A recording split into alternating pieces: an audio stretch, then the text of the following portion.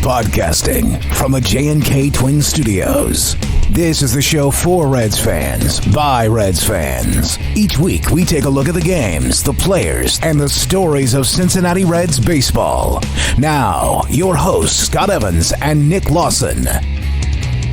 Welcome to another episode of the Reds Fans Chatter Podcast. I'm Scott Evans, he's Nick Lawson, and we got a new intro.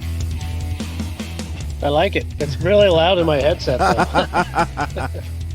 Hopefully it's not loud in everyone else's, but if it is, you're welcome. Yeah.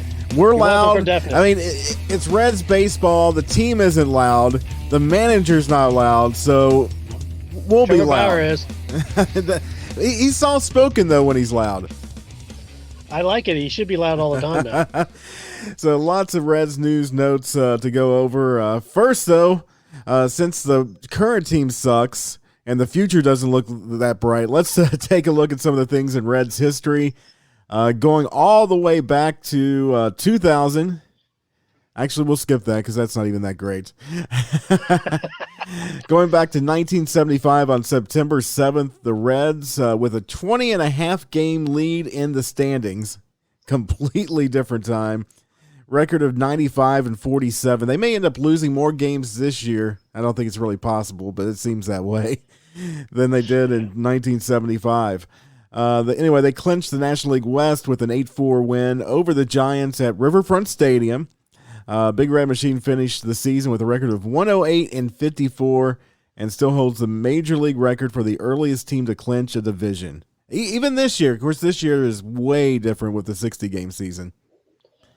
Well, that was probably the last Reds team to win 100 games.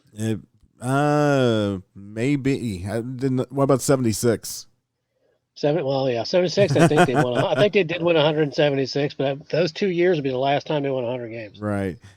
September 8th, 1985, in Chicago, Pete Rose tied Ty Cobb on the all-time hits record list with a single in the fifth inning. And do you know who the pitcher was? I have no idea. I don't even know if this guy even remembers. Reggie Patterson. Yeah, no idea. Never heard of him. Go ahead.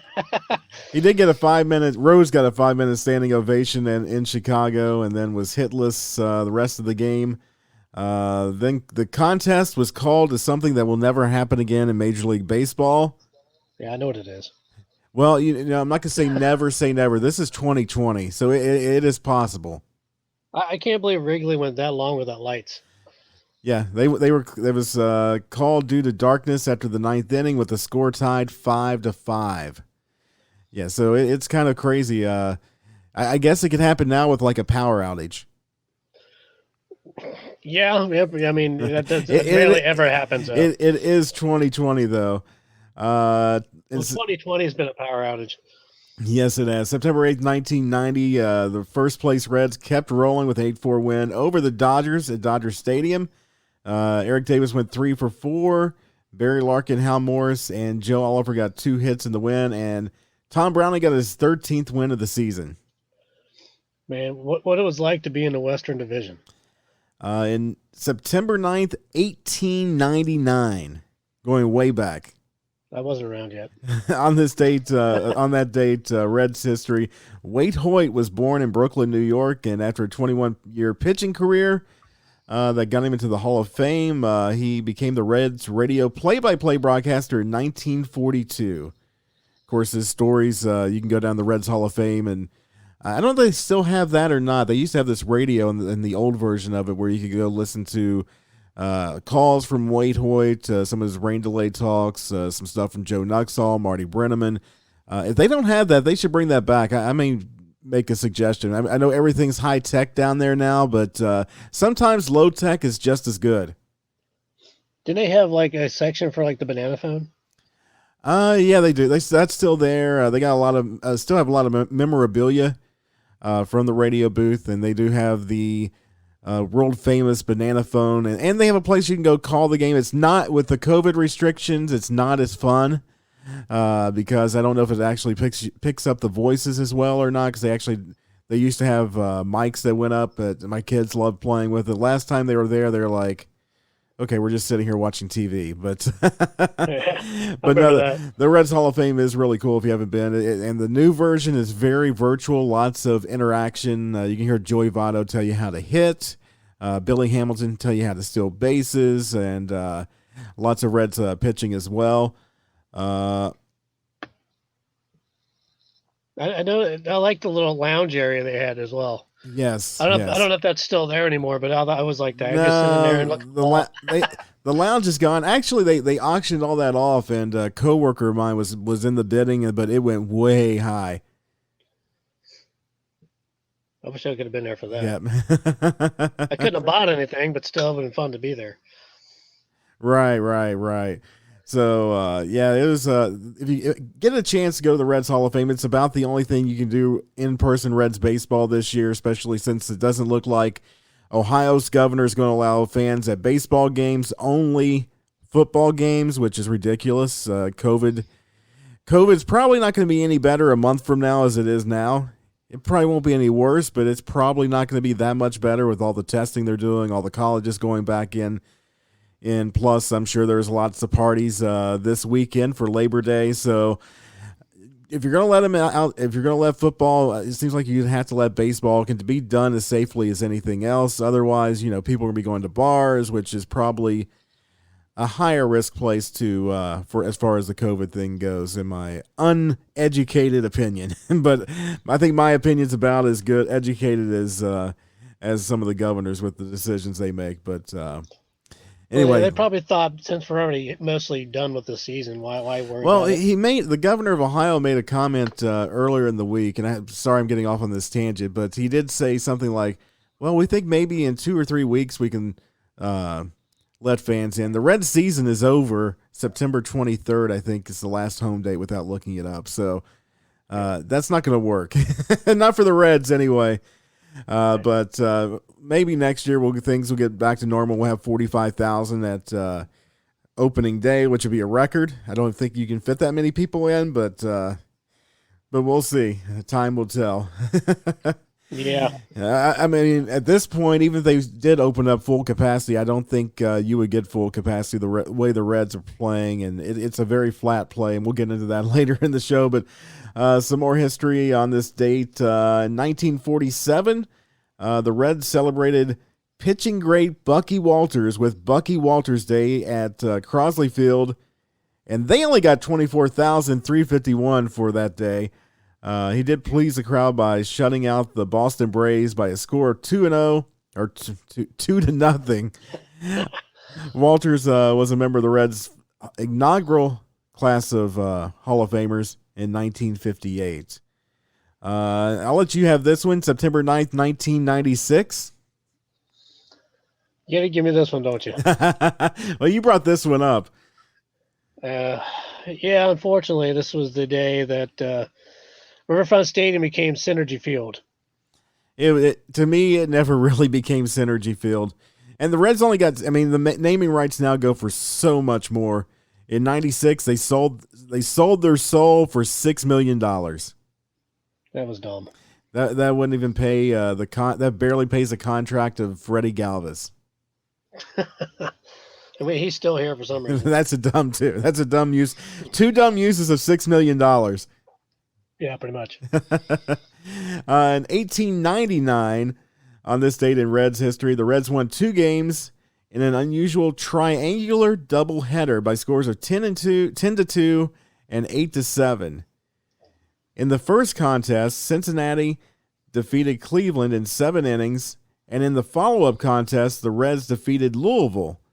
National Baseball Hall of Famer and Reds Hall of Famer Sam Crawford made his major league debut and totaled 5 hits in the span of both games. So they played Cleveland first and Louisville second. Would that be the Cleveland Spiders or the Cleveland Indians? In 1899, whatever the team was. I'm not sure what the Louisville's team was either. It's probably in the no, they have been back in the National League at that point. So I was going to say, I thought that might have been the American Association. But I don't know my history past 1940, except 1919. In 1924, on September 10th, Ted Kluszewski was born. Big clue. Big clue. Yep. In 1939, on September 10th, this is good just because who they beat. The Reds beat the Cubs at Wrigley Field 7-2 by pitching. Wow. Stellar pitching of Paul Derringer. It's easy for me to say. The victory was his 20th of the season. Of course, he's also a member of the Reds Hall of Fame. September 11th, 1956, the Reds defeated the Giants at the Polo Grounds by a score of 11-5. Frank Robinson went 3 for 5 with 3 runs scored and 1 RBI in the 6th inning. Robinson, it's hard to imagine he was even playing that far back, because you think of him being traded in the early 70s and went on to have even a better career in Baltimore, but wow, it's hard to say. In that game, Robinson hit his 38th home run of the year in his rookie season. Of course, that was broken recently by Pete Alonso last year when he had 53 home runs. Pete Alonso's a beast. Yeah, but home runs in 1956 were a lot harder to come by than in 2019. Well, unless your name was Mickey Mantle. Right.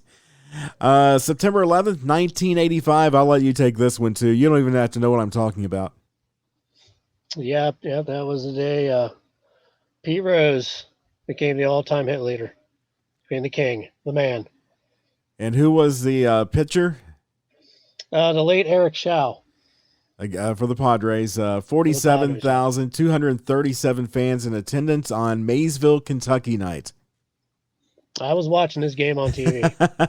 I really, really wanted to go. It was a school night, so my parents wouldn't let me, because there was a guy that in Maysville, Kentucky, where I grew up, there was a guy, he was a local businessman.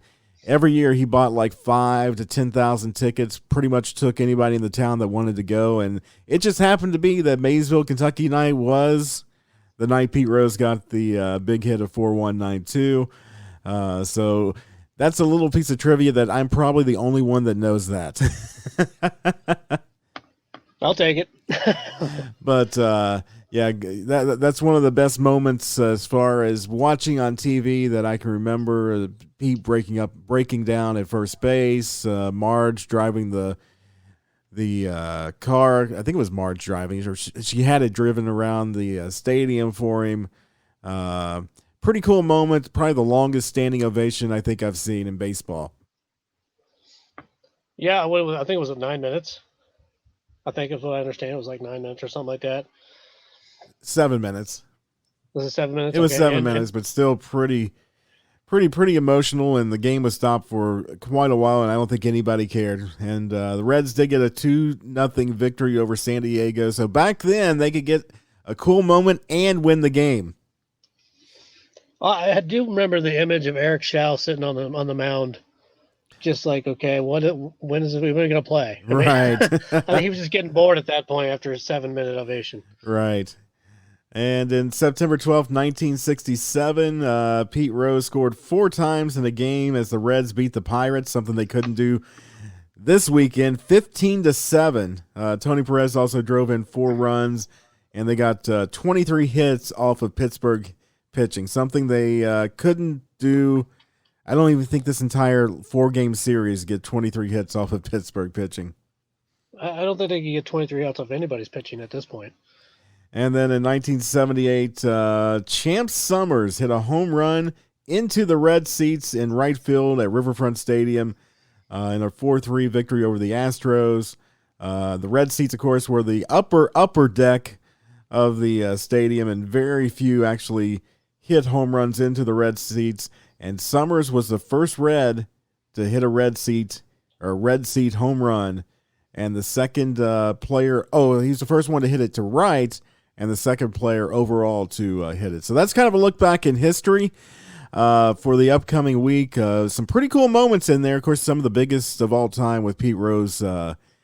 Pete Rose's 4-1-9-2. So hopefully we can have an amazing historical moment with this team going forward in this coming week and the rest of the season by them going 19-0 the rest of the way. I don't see it, but we'll get into that. So this past week was ugly. Very. Very, very ugly. Reds went 3-4 against the Cardinals and the Pirates. The Pirates, you got to beat at least 3 out of the 4, and they should have beat them 3 out of the 4. There was no reason for it, and actually, I think even the game they lost, they should have won. That was a game with the Airs, so really, they should have won all 4 games. Well, that just proves Joey Votto shouldn't be playing first base anymore. Well, I don't know about that, but, I mean, they got to play with some fire. They just can't put it together. I don't know whose fault it is, so we'll get into that after we go through the games. But we'll start off Monday night game we were talking about when we were recording last week's show. Reds lost 7-5. Yeah, 3 of those runs came in the ninth from Suarez. So yeah, they were basically losing this game 7-1 or 7-2. I'm Right. sorry. By the time I got there. As far as Reds hitting goes, Votto had a good night, 2 for 4. He's kind of come around in the leadoff spot since he got benched as far as his offensive numbers, but I still don't think he's a leadoff hitter. No, I still don't think he's a leadoff hitter.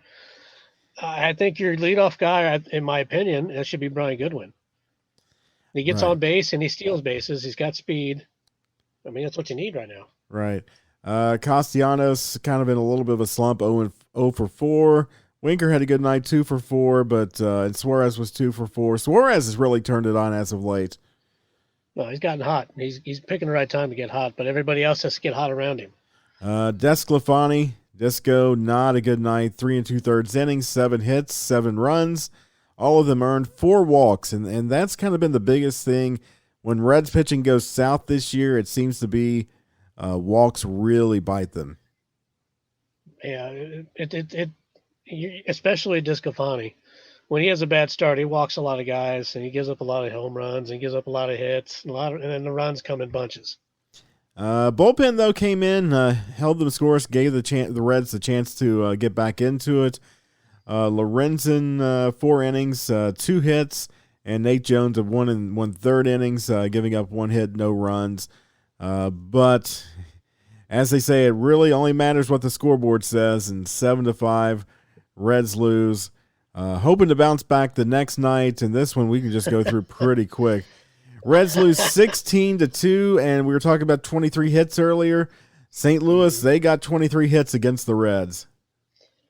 We got 23 hits against a guy. Plus, Sonny Gray started this game, and he was not good at all. His shortest outing of his career. Yeah, two-thirds of an inning. 2/3 of an inning, gave up 3 walks, 5 hits, 6 runs. All of them earned. Sims came in, 1 2/3 inning. He gave up 5 hits, 3 runs. 5 hits in an inning, 2/3. Yeah. Bradley came in, got his first outing with the Reds. Not bad. 2 hits, no runs, and an inning and 2/3. Thornburg came in, gave up 2 runs. Nate Jones came in, gave up 2 runs. Iglesias came in, gave up a run, and Matt Davidson threw 2 innings, gave up 2 runs. You know, when Matt Davidson's pitching a game, you're not doing very well. Yeah, he has a 5.4 ERA, so maybe he should be able to a 2-way player. Why not? Bullpen's terrible, but might as well put him out there. Votto in the game was 2 for 2 with a run and an RBI and a walk. So, I mean, at least he did something. Finally. Yeah. He also homered in this game. That's true. In the next game, Reds come back to win it in the 9th in walk-off fashion. Joey Votto, 1 for 5 on the night, but that 1 hit was huge. That was your game winner. Also, Suarez had a hit, and Reds had a home run from Barnhart, and his second of the year. Akiyama as well was 1 for 2. He had a couple runs. He's starting to come around a little bit when he gets to play. Yeah, pitching that night, Tyler Malley, not too bad. 7 innings, 3 runs, Bullpen shut the Cardinals down, and Iglesias got the save. Actually, he got the win. Yes, he did. Because there's a walk-off, and so he was able to perform when he wasn't in a game-saving opportunity, which we'll get into more of that. Yeah, I think it's the only time he does good. Yeah, so the Reds had a day off on Thursday. Friday, they come in, play a doubleheader. Game one. Game one against the Pirates. Not too Castillo, bad. Castillo pitched and got his first win of the season as the Reds won 4-2 in the game. No home runs by the Reds.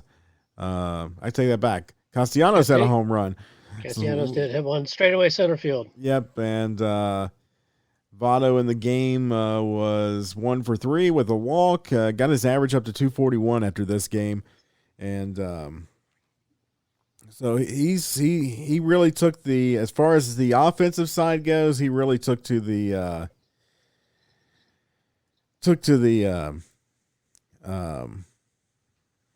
benching. Yeah, I think the benching helped him a little bit. But he had a little bit of a hit streak there going. In the second game, though, the Reds, they should have won this one. It should have been a sweep of this doubleheader. Yeah, Reds lose 4-3,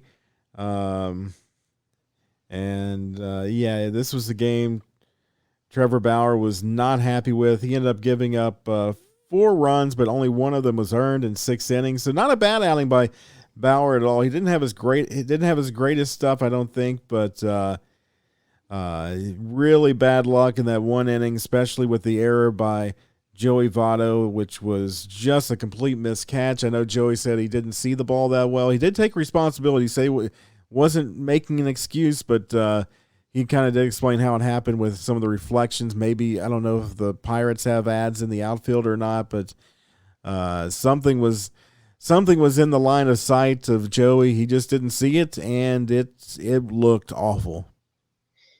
Yeah, I mean, I play first base in softball, and I'm staring directly at the sun during a play. And it's hard to see. You're pretty much throwing your glove up and guessing. So, but yeah, so what Votto, Bauer was not happy. I'm glad to see somebody on the team has some fire, because Bauer, he's a veteran. That's one thing that this team now has, is veterans that can speak up on play. They haven't had that the last few years, and Votto's not the guy that's usually going to speak up.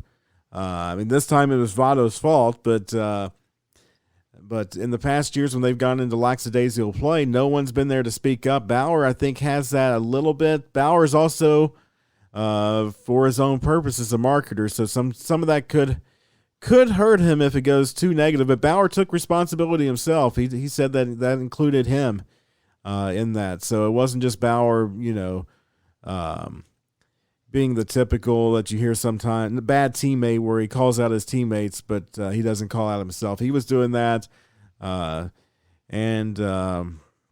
don't think this team just can't put anything together. I don't know where that lands. If that lands on the manager, on the players, on all the above, the front office. But have they even swept a series this year? No. They've won some series, but no sweeps. That's you especially in a 60-game season. If you lose series, you're not going to, even with the expanded, almost half the teams making more than half the teams are making the playoffs. You're not going to make the playoffs if you can't go on a 3 to 5 game winning streak, or multiple 3 to 5 game winning streaks. Especially when the Cubs are in front of you, are they're going on winning streaks. The Cardinals go on winning streaks. Even the Brewers, who aren't that great, are going on winning streaks. But the Reds are like 1 in 2 games, 3 games maybe, and then they just fall off the cuff. They're gone. Right. So yeah, this year their longest winning streak is 3 games, and their longest winning streak or losing streak is 4 games. So. And they've had 2 of those. They've had 2 of each of those. So they've had 2 4-game losing streaks and 2 3-game winning streaks. They need about a 6 or 7-game winning streak if they want to have a chance of. I know they're only 2 games out from the playoff spot, but they need to go on a significant run as the season is winding down very, very quickly. Yeah, and I mean, you're playing the Cubs next. That's a big series in Chicago, and at least you got to at least take 2 out of 3, or even if you have try and sweep. I know it's hard to sweep the Cubs in Chicago, but you got to try. Right, and you're never going to know what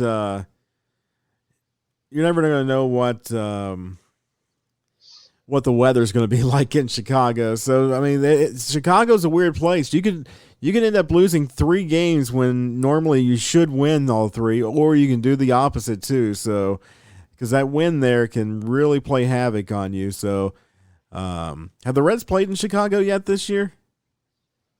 I don't believe so. So the other thing is how Shogo's going to adapt there, because I know for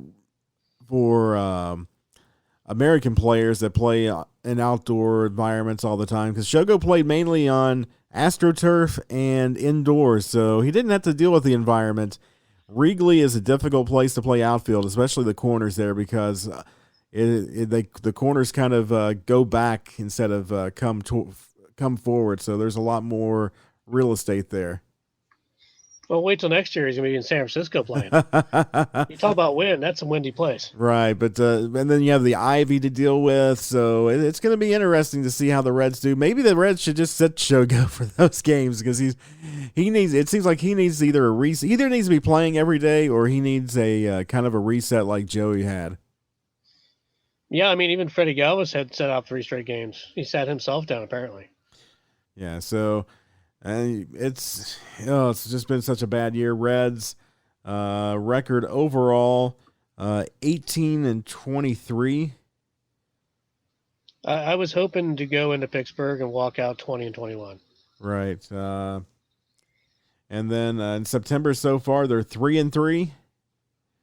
In August they were 13-15, and July 2-5. So. You got to have a winning month this month. This is it. Right. In 1-run games, they're 6-6, which is a little bit better than they've done in the past. As far as the winning percentage, they're 500 in those. Looking at the blowout wins and losses, they're 7-5. Yeah.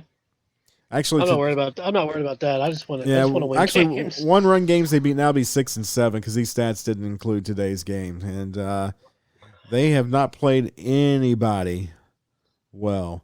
They have a winning record against Milwaukee, 4-3. Pittsburgh, they're 3-3. St. Louis, 2-5. The Royals are 2-2. Detroit, they're 3-3. Cleveland, they're 1-3. The Cubs, they're 3-4. I mean, the only thing that they've been good at are the double headers. In the double headers, they're 7-3. And Trevor Bauer's got a couple of complete game wins in there too. In 9-inning games, they're 10-19. Yow.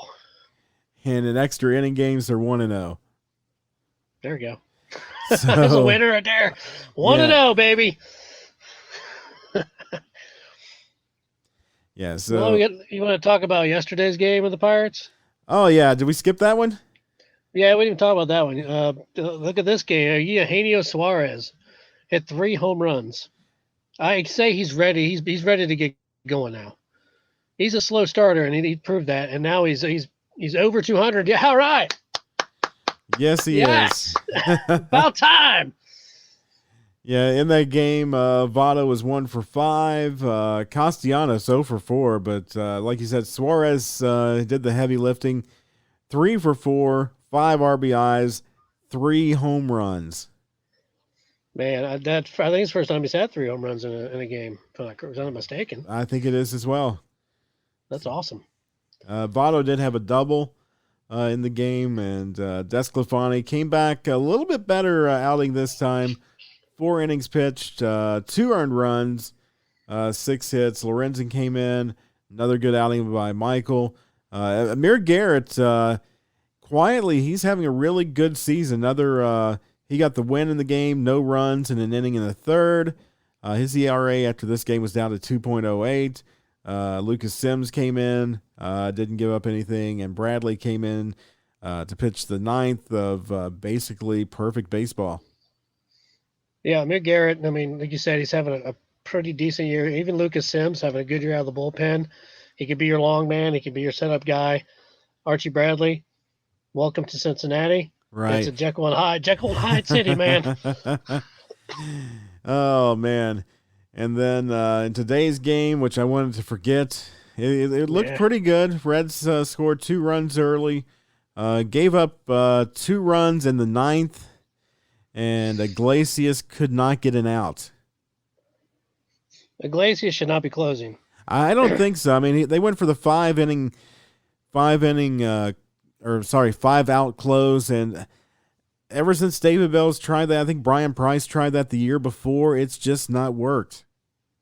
No, I don't understand why you keep doing that. I mean, you got Archie Bradley was warming up in the bullpen. There was one year that was kind of like the in thing that some teams were doing. The Reds were going to do it. I think Brian Price's last year, which he lasted 18 games or so. Yeah.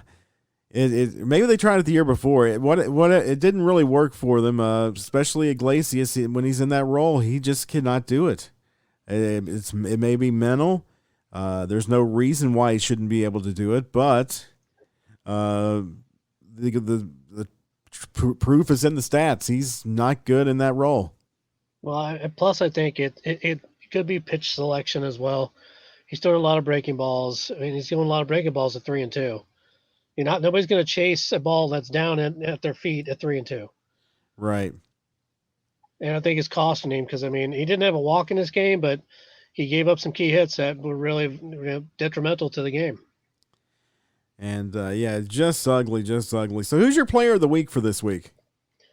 I'm going to take Suarez. I think he turned it up, and he's starting to kick it in gear. I'm going to go with Suarez as well. Who's your pitcher of the week?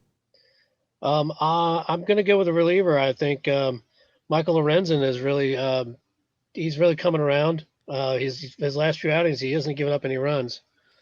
I think he's starting to come around, and once he starts getting hot, that's going to be a big thing in the bullpen. Oh, absolutely. And who's your pitcher? My pitcher, I think I'm going to, not to steal your thunder, but I think I'm going to go with that as well.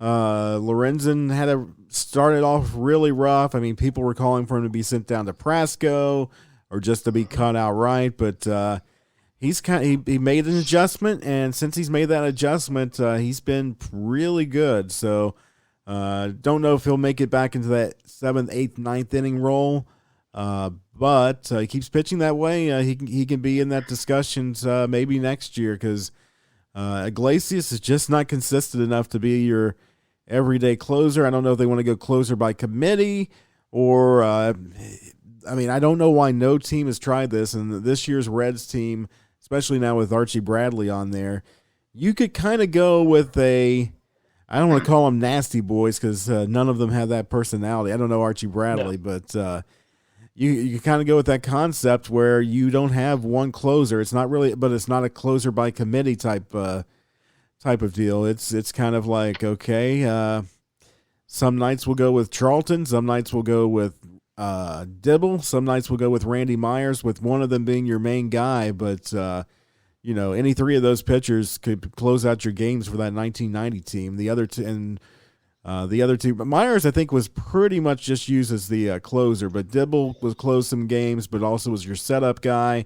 And I think Charlton was mainly the setup guy, but I'm pretty sure he closed at least 1 or 2 games that year. And I think Dibble was just there to scare the batters. I mean, that leg kick, you don't know where the ball was going. No, and he threw hard. He threw very hard. So, and I know they changed how they measure the radar gun, so I don't know if that would have put him up in the same level as Chapman. Probably not, but he was right there, and like you said, you couldn't see the ball because he had that high leg kick, and then he was intimidating because he would if he didn't like how you reacted, he would just throw at you. He was the original guy that threw the ball in center field. Yep, except he unfortunately there was people sitting in the stands in center field when he did it. He hit a teacher. He did apologize for it, made it good with her. But, when Trevor Bauer did it, it didn't go anywhere near fans. And in today's world, that's much better because we were a lawsuit-happy society back then in the early 90s. We're much more so today. And Rob, especially with Trevor Bauer, he probably would still be suspended. Can you imagine Bauer and Dibble on the same team? Oh, that would be awesome. That would be freaking awesome, dude. Yes, it would. So looking ahead this upcoming week, a big 6 games. They're off tomorrow for Labor Day, which that never happens in a normal year because that is a huge day for attendance and TV. But this is 2020. Nothing makes sense. So Reds travel to Chicago for 3 games, then to St. Louis for 3 more. And I'm going to go. They're going to go 6-0. Because if they don't, then the season's over. Yeah, I don't see 6-0 happening. Maybe you know what? I like the way you think, though. I'm going to change it because I've been wrong so much. They're going to go 0-6. I'm going to go 3-3. I think 500 is a good bet, but I don't think they're going 6-0, or I don't think they'll lose all games. Because I mean, you do have Gray pitching and Bauer pitching in there too, so right. I don't think they're going to have bad outings. I think Gray is due for a rebound from that last outing. Yeah, Malley's pitching Tuesday night, Wednesday night. Bauer's pitching, and then Thursday, Sonny Gray. It's really weird. The Cubs don't list their pitchers for the first 2 games. Alzolay is going to be pitching against Sonny Gray. He is 0 for 1 with a 2.08 ERA. Yeah, I've only seen a guy pitch one time, so I don't know much about him. Yeah. So that's kind of look ahead. The Reds need to win all 6. I don't think I'm going to go. They're just going to phone it in. They're going to lose all 6, and we can just have the season over with. I mean, I'm going to be pessimistic for once, which is really not my character. Scott, I'm disappointed in you this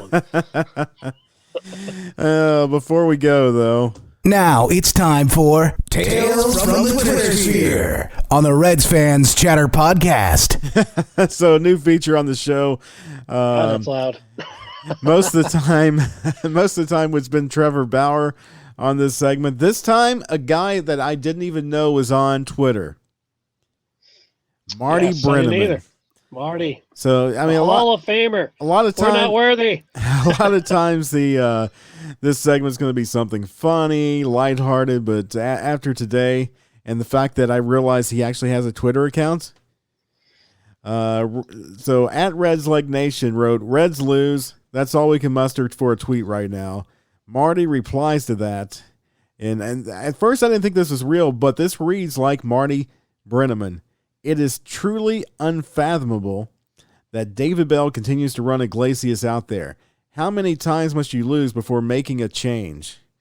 So the Hall of Famer is kind of critical of David Bell. So David, if the Hall of Famer is calling you out in retirement, you're in trouble. And you can follow Marty at Brennaman_Marty. I am following Marty right now. I knew he was on Instagram because he shared pictures of his dog all the time, and him and Amanda's vacations and everything, very lighthearted. On Twitter, he doesn't post a lot of stuff on his own account. He posts some, but he responds to anything that he sees on his Twitter feed. And he is as outspoken as he was on the booth, maybe even a little bit more so. So, and not all of it's in a bad way. It's fun to some of the posts or tweets I was reading were a lot of fun for Marty. But he didn't pull any punches here about David Bell. I saw him call out someone else. I don't think Marty is a fan of the pure analytic model, which is not working for the Reds. If that's what David Bell's doing, the analytics are not working. Some of the other tweets, Marty is a big fan of Nick Krall. I've met Nick Krall, actually spoke to him about 20-30 minutes at spring training in 2017 before he was bumped up to the official general manager title. Incredibly smart dude. He kind of gets it, grew up a Reds fan, So I think the front office is doing everything. I think the analytics can work, but they've got to find the balance. And that's something they've not been able to do this year, or even last year. I think last year they could have been much better than they were, but this year they cannot put everything together in multiple games in a row, and that part of that has to fall on the manager. Yeah, I mean, David Bell is a big part of this. He's the one that makes the lineups. He makes the decisions. He pulls guys in. He takes guys out. And it's always, anytime you lose, it falls on the manager. It's always on his shoulders because Right. he's the guy that's there to determine if you succeed or if you fail. And if you lose, like especially today, it's going to fall on David Bell because he didn't pull out Iglesias. Now, do you think with this being a shortened season, with COVID going on, with nothing being as it should be this year, do you think that gives David Bell one more chance? I don't think they're going to fire him. That's what you're asking me, I don't think they're going to fire him. I think they'll give him another chance. Probably next year will be it.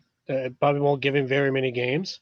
Because if you play 162 next year, if that's going to happen, then he can't go out and you can't go 20-50 out the gate. You can't do that.